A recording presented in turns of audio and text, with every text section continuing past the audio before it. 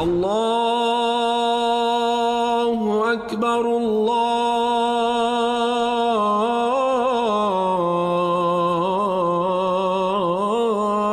أكبر. Assalamu alaikum and welcome to the Islamic Center at New York University podcast, coming to you straight from the heart of New York City. We're building an amazing Muslim community here at ICNYU where everyone is welcomed and respected no matter where you're from or where you're at. This is the place to be.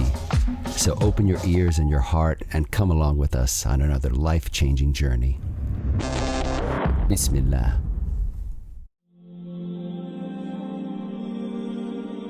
وبه نستعين والصلاة والسلام على سيدنا ونبينا محمد وآله الطيبين الطاهرين اللهم صل على محمد وآل محمد. قال الله العظيم في محكم كتابه الكريم وقوله الحق والأصدق القائلين أعوذ بالله من الشيطان الرجيم وقال الذي اشتراه من مصر لامرأته أكرم مثواه عسى أن ينفعنا أو يتخذه ولدا وكذلك مكنا ليوسف في الأرض ولنعلمه من تأويل الأحاديث والله غالب على أمره ولكن أكثر الناس لا يعلمون ولما بلغ أشده آتيناه حكما وعلما وكذلك نجزي المحسنين وراودته التي هو في بيتها عن نفسه وغلقت الأبواب وقالت هيت لك قال معاذ الله إنه ربي أحسن مثواي إنه لا يفلح الظالمون ولقد همت به وهم بها لولا أن رأى برهان ربه كذلك لنصرف عنه السوء والفحشاء إنه من عبادنا المخلصين آمنا بالله صدق الله العلي العظيم.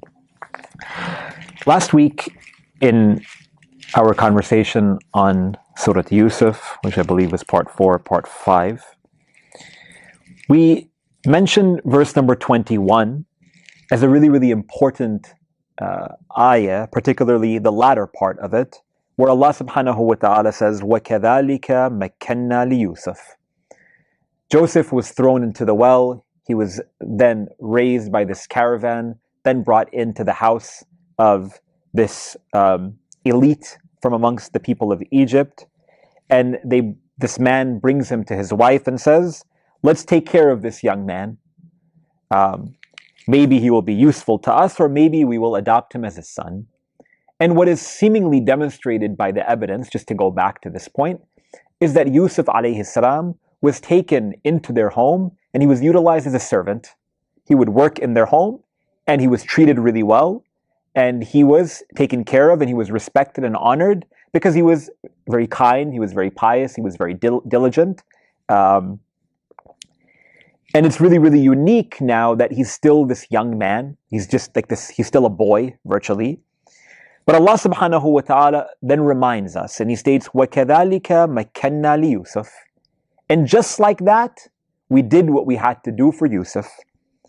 فِي الْأَرْضِ وَلِنُعَلِّمَهُ مِنْ تَأْوِيلِ الْأَحَادِيثِ. Meaning he was able to get away from that really scary, frightening situation whereby he was in a well, destined for death.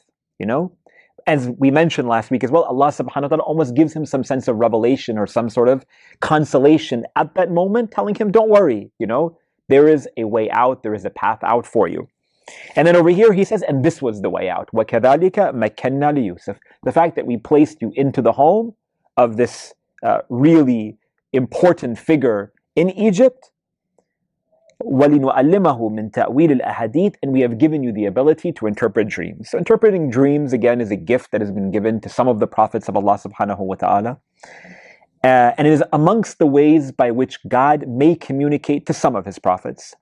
Through some of the prophets of Allah, God communicates to them via Jibreel, for instance, via revelation directly from an angel, while for other prophets, Allah subhanahu wa ta'ala inspires them to respond in a particular way, and others He gives them dreams. And amongst them is, of course, Yusuf alayhi salam. Wallahu, and we see this, of course, from the very early part of the story, when he sees the sun and the moon and the stars, for instance, prostrating toward him. Wallahu ghalibun ala amrihi walakinna akthara an-nasi la ya'lamun. So over here, though Allah subhanahu wa ta'ala says, So we have given this ability and potential and gift to Yusuf salamullah alayh, and we have placed him in this location where he's safe, away from sort of the crude intentions of his brothers. That doesn't mean that it's all over for him, right? It just means that this is all part of this path to achieve success.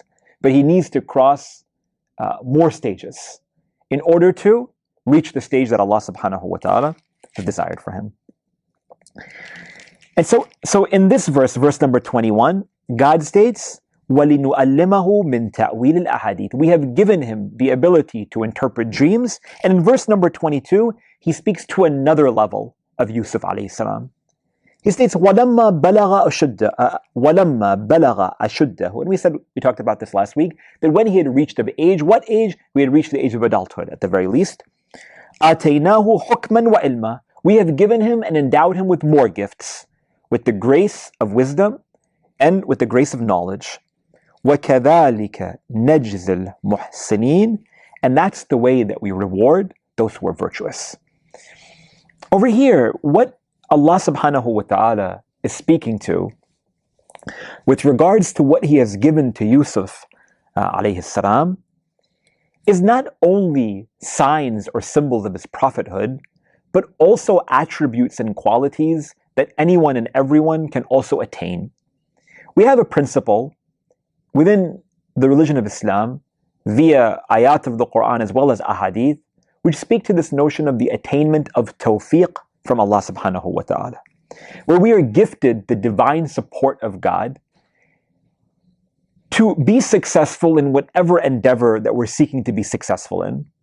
But it requires, as God mentions in this verse, in verse number 22, وَكَذَلِكَ نَجْزِ الْمُحْسِنِينَ. And that's the way that we reward the virtuous, meaning God gives us knowledge, God gives us wisdom, God gives us the ability to be successful in our relationship or in our seeking of relationship with Him.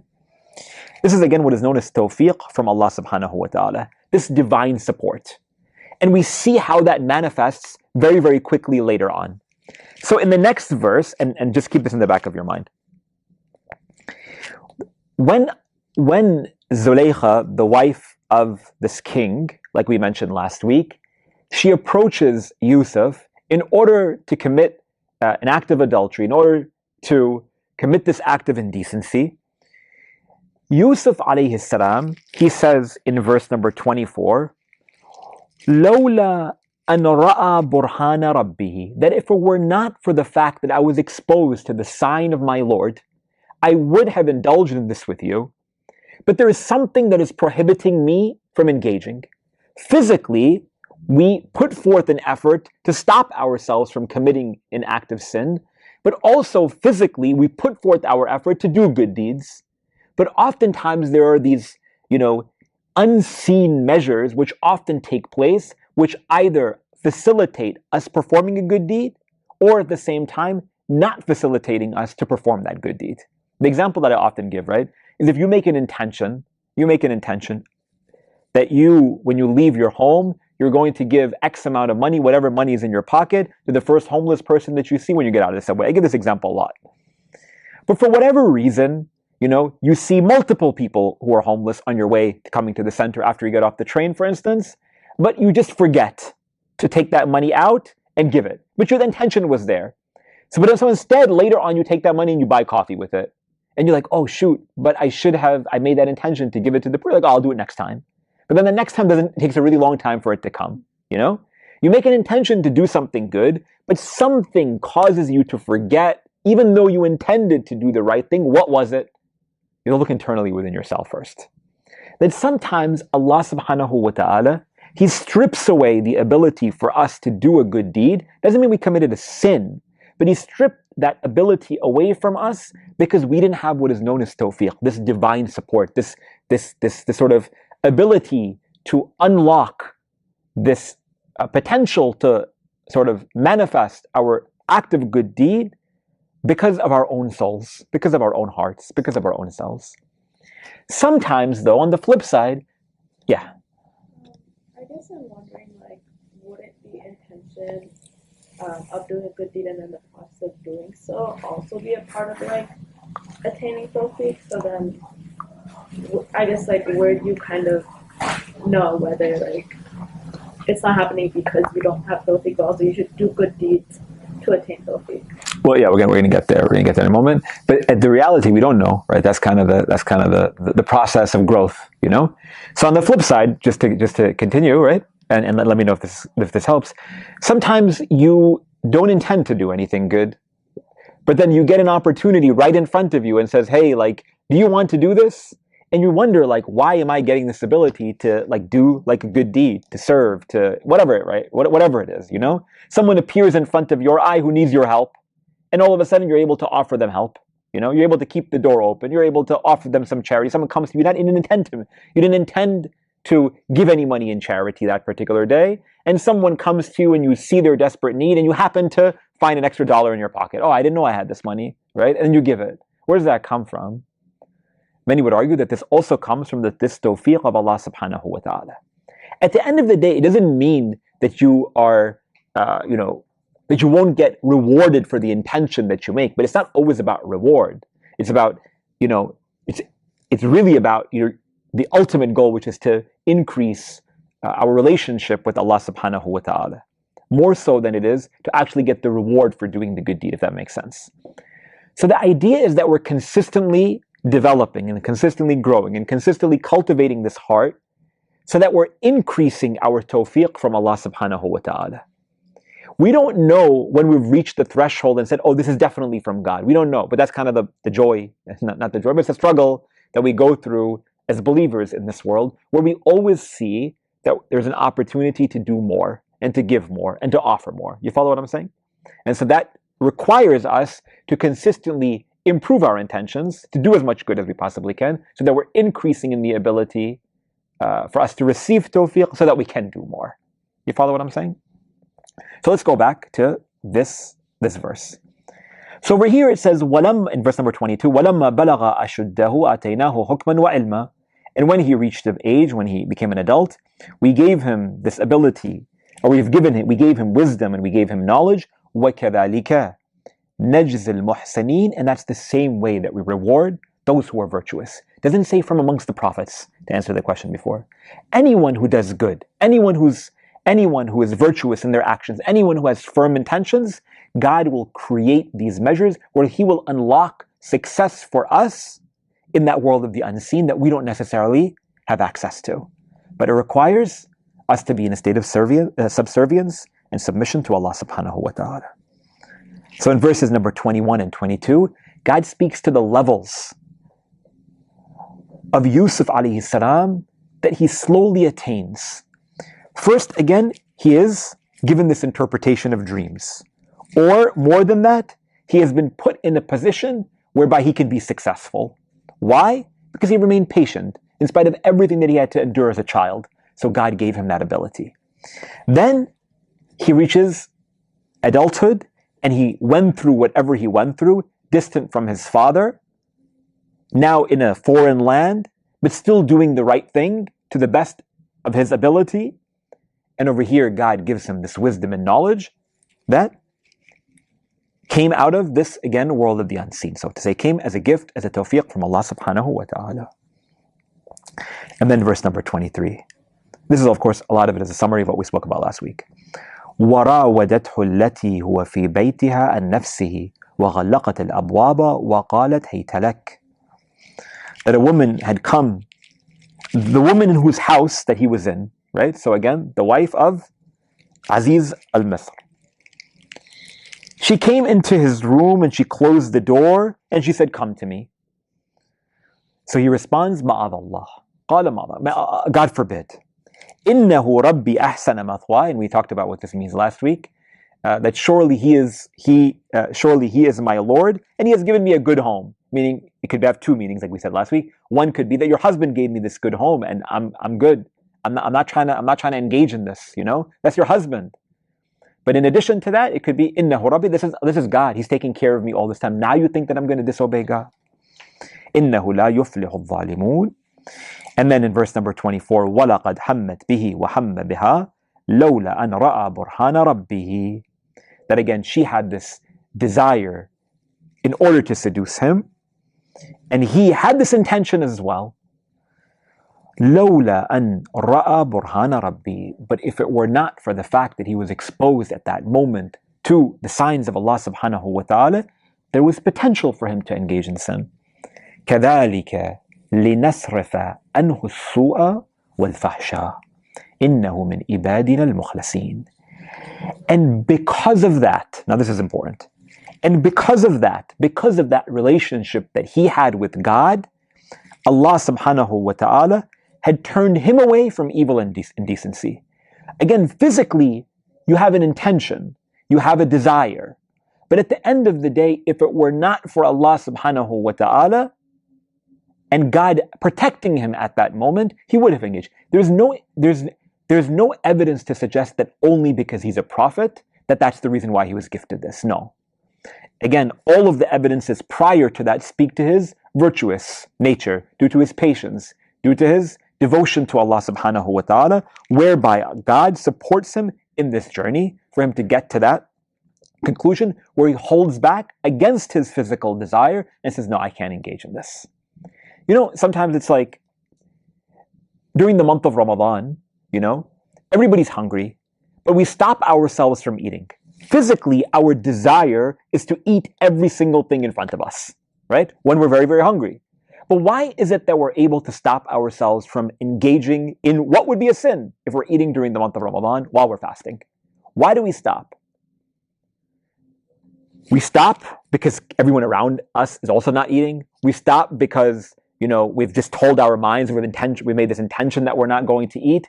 But when your body is telling you you're hungry, you're still able to stop yourself because you've cultivated your heart, your soul to that measure where you can create that boundary between you and the food that's in front of you. That's really what it is. That cultivation, whereby you're able to reach that state, is assisted and aided by Allah subhanahu wa ta'ala, undoubtedly, right? Because every other time throughout the year is so difficult for you. When you fast an obligatory fast versus when you fast a recommended fast, which one is more difficult? What's harder? It's much harder to fast a recommended fast, right? Because you know it's an obligation. You know this is what you have to do. But even when we're fasting a recommended fast, right, we still are able to stop ourselves because, again, we're conscious of God at that moment. And we know that even though no one is watching me, and I could totally go into the bathroom and drink some water or eat this food when no one else is looking or whatever it might be, and no one will find out, at the end of the day, I'm going to have guilt in my heart if I eat it. I have a conscience. And I also know that if I do this, I am going against the boundaries set forth by Allah subhanahu wa ta'ala, so I will stop myself from this. So there is a possibility where you can go against your bodily desire at a given moment. You can stop yourself from sleeping. You can stop yourself from engaging in an impermissible sexual relationship. You can stop yourself from eating. It's not such that it is impossible. It's not easy. It's difficult. But again, that's what this is all about. This life, this journey, this struggle, this jihad al-nafs that we go through. And over here we see that you're unable to be successful in that struggle of the heart, of the soul, if it is not for the blessing and the support of God. And that's what this verse is speaking to us about. Which is why it states, كَذَلِكَ لِنَصْرِفَ عَنْهُ السُّوءَ وَالْفَحْشَاءَ. That first he saw the sign of God, right? He just saw God. He didn't see God physically, but he was reminded of God. And because of that, he stopped himself and he turned himself away from committing an act of sin. Can everyone move closer just so that people are able to come and pray, as people will start to come in probably the next 5 or 7 minutes, even more so. So he continues, subhanahu wa ta'ala, وَاسْتَبَقَ الْبَابِ وَقَدَّتْ قَمِيصَهُ مِنْ دُبُرٍ وَأَلْفَيَا سَيِّدَهَا لَدَى الْبَابِ. Yes? I have a question regarding the significance of the word choice in ayat 22. Okay. For wisdom, and why it was used with the like hukum, like word root, as opposed to the Arabic word root. As opposed to which word? The ayn, ra, sa word root. Why it's the ha, ka, Hukman as opposed to what word? like arafa. Oh, okay. Remind me this question afterwards, inshallah. After at the end, if you don't mind. Thank you. So the different context to what when we talk about ma'rifa or arafa and hakama or hukma, we'll talk about that afterwards, inshallah. That's okay. Going back to verse number 25, وَاسْتَبَقَ الْبَابِ وَقَدَّتْ قَمِيصَهُ مِنْ دُبُرٍ وَأَلْفَيَا سَيِّدَهَا لَدَى الْبَابِ. So when he refuses and says, no, like I can't engage in this sin, I'm sorry, this is not going to happen, right? I see God and Allah subhanahu wa ta'ala, like, oh Allah, like he's also making a dua almost, protect me from this. Oh Allah, I see you at this moment. Don't make me like engage in this. What happens? She doesn't let it go. She literally chases after him. And what happens? As if it's like a scene out of a movie, quite truly. She's chasing him. He approaches the door. He's trying to get out of the door. He's opening the door, and who's there? Her husband. قالت ما جزاء من أراد بأهلك سوءا إلا أن يسجن أو عذاب أليم. And immediately she screams out. She says, what should be the sin of the one who makes, who tries to chase after me and who tries to engage in, in an impermissible sexual relationship with me? Oh, my husband, what are you going to do to him? In other words, look what he's trying to do to me. In other words, she's trying to say, she completely changes the narrative. Perhaps you should imprison him, or perhaps you should punish him like really, really horrifically. Immediately, Yusuf alayhi salam, he's still a young man, right? He's a servant in their home, but still he has this courage and bravery immediately to defend himself. قال هي راودتني عن نفسي. I didn't do anything. She was the one who tried to seduce me. وشهد شاهد من أهلها إن كان قميصه قد من قبل فصدقت وهو من الكاذبين. So immediately he says, no, she was the one who was seducing me. I didn't do anything. And then at that moment, someone in the home, again we said before, either a child in the home or one of the ministers of the husband, according to different hadith, somebody in the home stood up and said, wait a minute. Before you punish him and before you penalize him, let's stop for a moment and let's see, where has his shirt been torn from? If it was torn from the back, that means we know that she was chasing him. And if it was torn from the front, then we know, that she was the one, that he was the one who was chasing her. وَإِنْ كَانَ قَمِيصُهُ قُدَّ مِنْ دُبُرٍ فَكَذَّبَتْ وَهُوَ مِنَ الصَّادِقِينَ. But if his shirt is torn from behind, then she is lying and he is telling the truth. So what do we learn from these two verses, right? Before you jump to conclusions, settle down and come to a conclusion based on what evidences you have in front of you. فَلَمَّا رَأَى قَمِيصَهُ قُدَّ مِنْ دُبُرٍ قَالَ إِنَّهُ مِنْ كَيْدِكُنَّ إِنَّ كَيْدَكُنَّ عَظِيمٌ. So when he saw, the husband, he sees that his shirt has been torn from the back, he says to his wife, this is because of you and your women, you and your crew, virtually. For surely you guys love to deceive. And again, like I mentioned before in our conversation before we started formally, that likely this is evidence to suggest that there was this dimension of really problematic, sexual behavior in Egypt during that time, where having multiple relationships, particularly for women, was so common. And he doesn't respond to her or punish her or penalize her in any way. He basically just tells her, like I told you to stop like this behavior, without anything more, right? Which is kind of weird, almost. So at this moment, we understand again, like I said before, that Yusuf alayhi salam had the potential to engage in indecent, impermissible sexual relationships probably many a time. And because we know again of the youth of Yusuf, the attraction, the physical attraction of Yusuf alayhi salam that he offered to those around, and so on and so forth, that there was this potential. But nonetheless, he was always able to remain chaste, in light and in spite of all of the circumstances that he was living in, right? Again, probably what this verse or what these verses are trying to do is offer us some evidence with regards to the challenges and obstacles that he had to face during that time, living in that court. Yusuf, أعرض عن هذا واستغفري لذنبك إنك كنت من الخاطئين. So the husband says to Yusuf, tells him, like, get out of here, like, get out, don't get involved, and then he tells his wife that please, ask God for forgiveness. Innaki kunti min al-khati'in. Surely you're amongst the wrongdoers. You're a sinner, like, you engage in this behavior. So the only sort of penalty he gives, he's the king, his wife is acting this way. He doesn't tell her anything other than ask for forgiveness and kind of move on. What happens at this time? This conversation obviously catches a lot of popularity, right? It's like, it's like a really interesting story, Everybody in their news feed, now they have what the wife of the king was engaging in. This is what she did to her servant in their home, and everyone started talking about it. So in verse number 30, Allah subhanahu wa ta'ala speaks to this. وَقَالَ نِسْوَةٌ فِي الْمَدِينَةِ إِمْرَأَةُ الْعَزِيزِ تُرَاوِدُ فَتَاهَا عَنْ نَفْسِهِ. So the townswomen, they came together and they began to tell each other, hey, you know what she did? She tried to seduce her servant.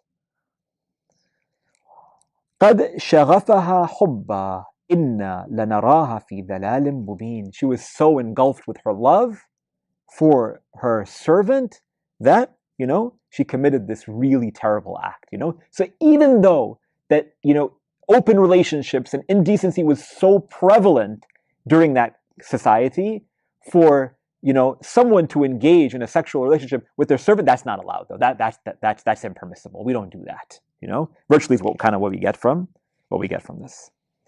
فَلَمَّا سَمَعَتْ بِمَكْرِهِنَّ أَرْسَلَتْ إِلَيْهِنَّ وَأَعْتَدَّتْ لَهُنَّ مُتَّكَأً وآتت كل واحدة منهن سكينة وقالت اخرج عليهن. So she begins to hear, oh, everyone is talking about me, They're judging me for my behavior. So what does she do? She gathers all of them together. Why don't you guys come over to my home? She's a big deal. She probably has a really nice home. She probably feed them really good food. So she gathered all of them together, and she each gave them a knife and some fruits and whatever. Many of you are familiar. And then she orders Yusuf, alayhi salam. She says, Yusuf, when I tell you to walk by this room, she still basically owns him, that you have to do this. You have to walk by.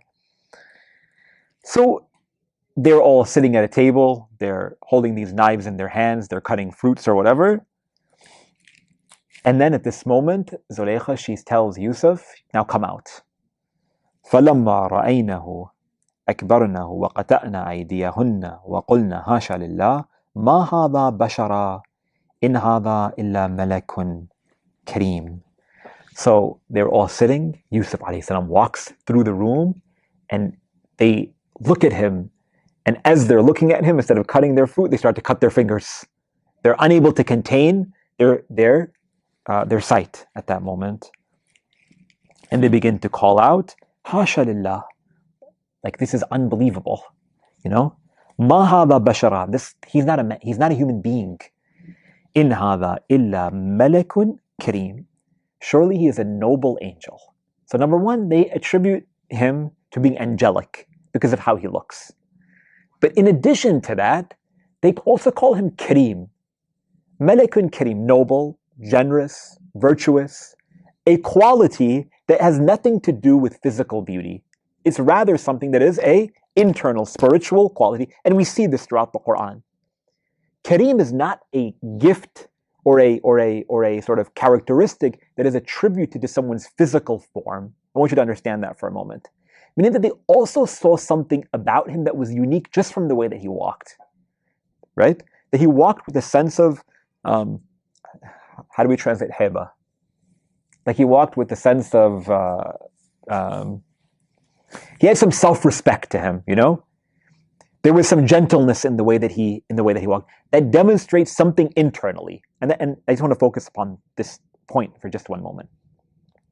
You know, when we talk about like akhlaq or ethics in Islam, we talk about like, smiling. We talk about saying salaam alaikum. We talk about being nice to others. Being nice to others and smiling and saying salam and our behavior and character externally, in reality, is a reflection of who we are internally. Which is why when someone is being sarcastic, when they're smiling at you, you could tell that they're just doing this kind of for show, right? Because it's not emanating from their heart. We could tell. Human beings can understand where someone is or who someone is internally for the most part, unless someone has cultivated their soul or their heart to such evil, they can show on their faces that they tell their character on the basis of the way that they interact with us. Over here, they were able to demonstrate the relationship that Yusuf has with himself, that he has with God, just on the basis of him walking through the room and he was not looking at one of those women. He just looked down and he walked literally across the kitchen, for instance, or across the dining room. Yet they were able to demonstrate that from him. Why? Because his akhlaq it manifests from his heart into the way that he walks. You follow what I'm saying? قالت فذلكن الذي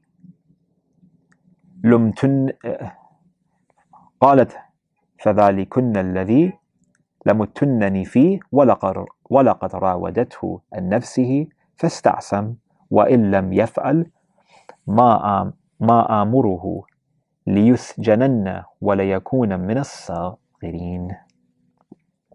So then she says to those women, she says,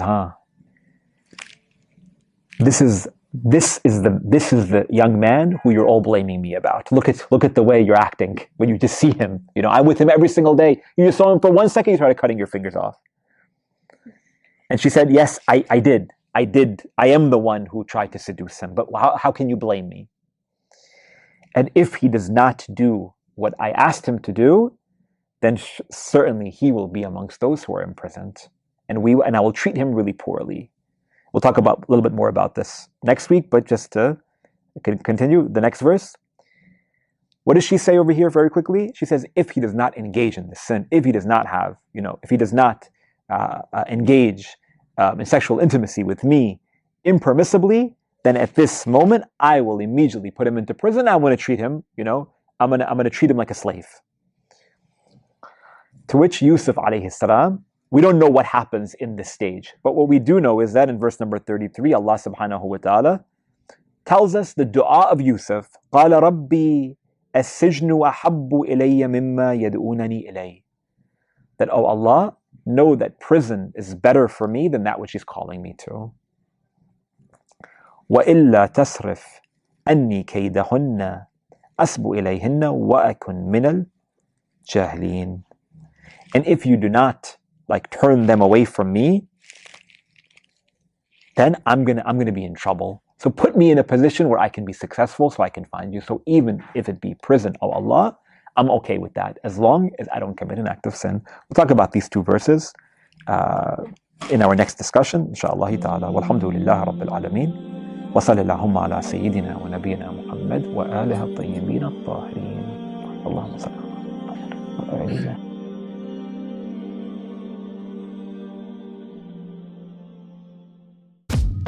We hope you enjoyed our podcast.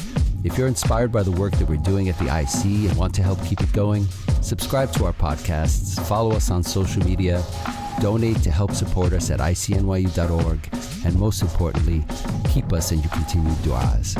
Until next time, inshallah. Assalamu alaikum.